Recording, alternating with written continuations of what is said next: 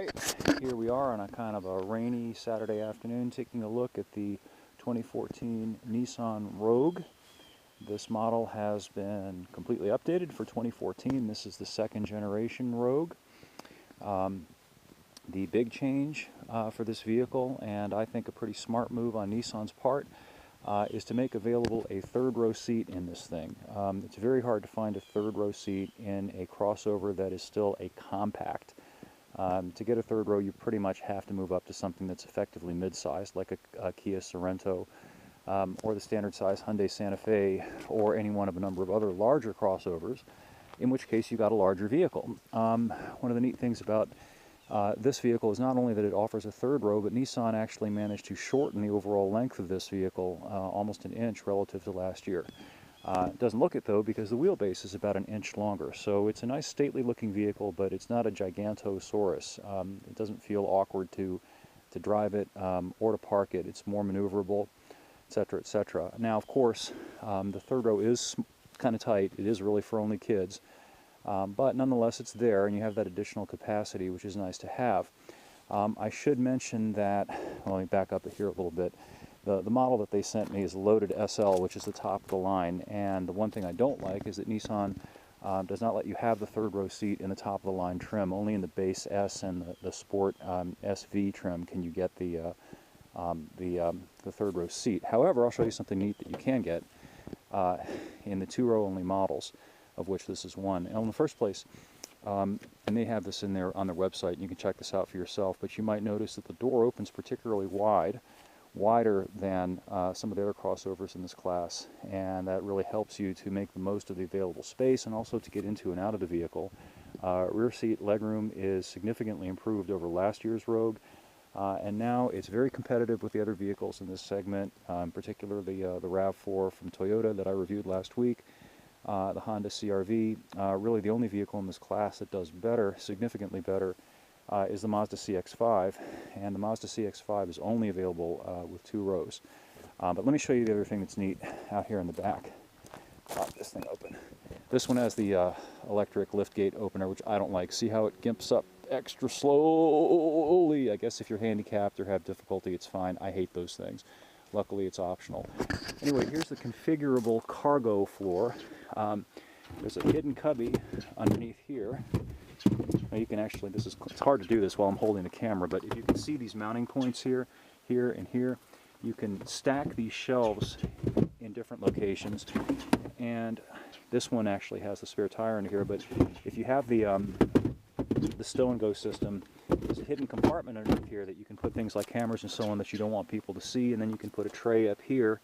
And both, now the rear seats, the second row seats here do fold forward, and also the front seat folds forward, which again maximizes the amount of cargo capacity, which has been increased to about 70 cubes, just off the top of my head. It's in the review, which is up at epautos.com, which again is very good. None of the other vehicles in this segment do particularly better, and several of them do worse. Let's move around to the front. One of the few complaints that I will level at this vehicle is that, like the Toyota RAV and the Honda CR-V, there is just one drivetrain option in this thing. Let's pop the hood and have a look. It's Nissan's 2.5 liter engine, 4-cylinder, not turboed, 170 horsepower, connected to their X-Tronic CVT automatic. Here we go again. I really need to get somebody to hold this camera for me. There we go. All right. There's your engine, and something to comment on in its favor. I made mention of this in last week's review of the RAV4. Serviceability in this thing is pretty good. Notice that the battery is right there and nice and accessible. Airbox is not quite as accessible as it was in the RAV. Nonetheless, interestingly, I don't know whether this particular car should have an engine cover. Most of the new cars they send me have engine covers, trim covers. And also, it looks like it might be missing something here. This could be a pre-production model. I don't know. I'd have to check again with Nissan. But in any event, this is the only engine that you can get in the RAV, and it's certainly adequate. The vehicle gets to 60 in about 9.2 seconds, 9.3 seconds, depending on whether you get front-wheel drive or all-wheel drive, which is competitive with the RAV4 and the CR-V and other vehicles in this class with their base engines. However, Nissan, of course, is a sport-themed manufacturer, and their emphasis has always been on sporty performance, and this thing really doesn't deliver acceleration that's particularly sporty. I'd really like to see them offer an engine upgrade or maybe a manual transmission like you can get in the CX-5. I think that would really help to establish the car's bona fides. Gas mileage, however, is excellent. It's pretty much the best in the class of vehicles that have, it's better than any vehicle that has a third row, and it's as good or better than the other vehicles that have only 2 rows. And probably part of the reason for that is the Xtronic CVT automatic. It's a stepped CVT. Of course, CVTs don't have gears, but this thing mimics, obnoxious rooster, this thing mimics, when you hit the sport button, there's the sport button, it will mimic fairly aggressive shifting. I think it has 7 actual stepped forward speeds, but there's just not a whole lot of engine in this thing. It's about 3,400 pounds. Let me close the door and turn it on so you can see the gauge cluster and everything else light up. And it really could stand to be a little bit peppier than it is.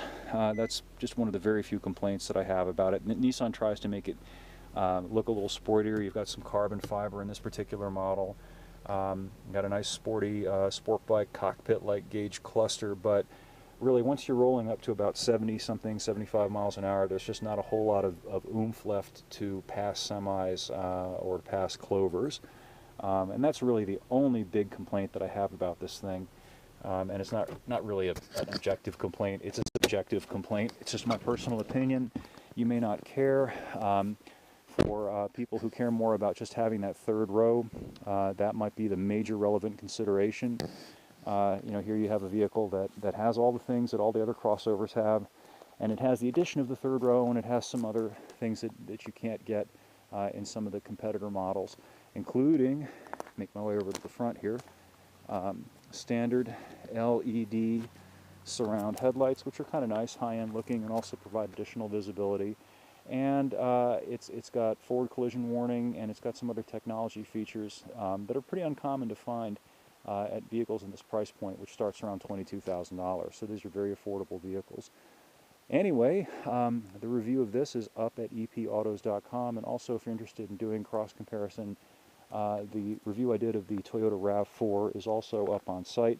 Hope you'll take the time to stop by and leave your comments, pro or con. We'd love to hear from you, and we will see you next week.